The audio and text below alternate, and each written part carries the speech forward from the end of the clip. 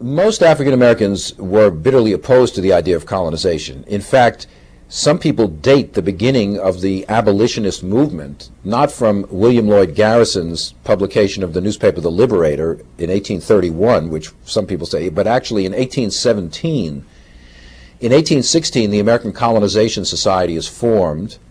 The colony of Liberia is set up in Africa as a place where colonized blacks from America will be sent.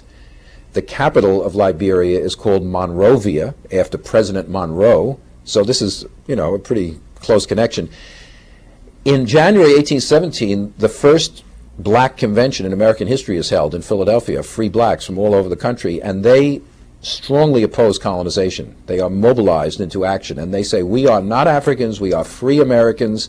We demand our rights as American citizens. We do not want to be sent out of this country.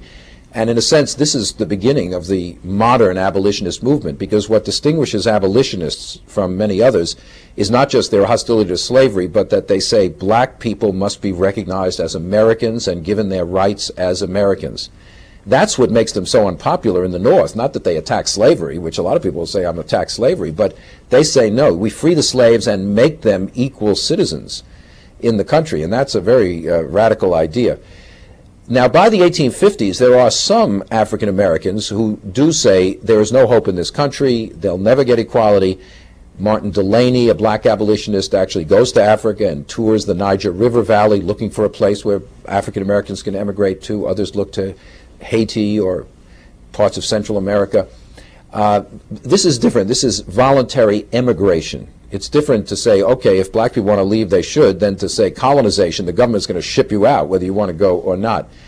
The number of African Americans who support emigration from the country is small. It's real, but it's small. It never really encompasses a large number of blacks in this period.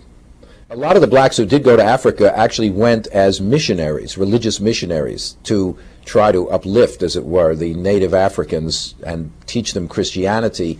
It's a very interesting dynamic, because in a certain sense, the black Americans who went to Liberia, Sierra Leone, had bought into a lot of the main themes, of American history, of civilization, the notion that America represents a higher civilization, Africa is backward and uncivilized, and they're going back not to find their homeland, but to help raise up the benighted people of Africa.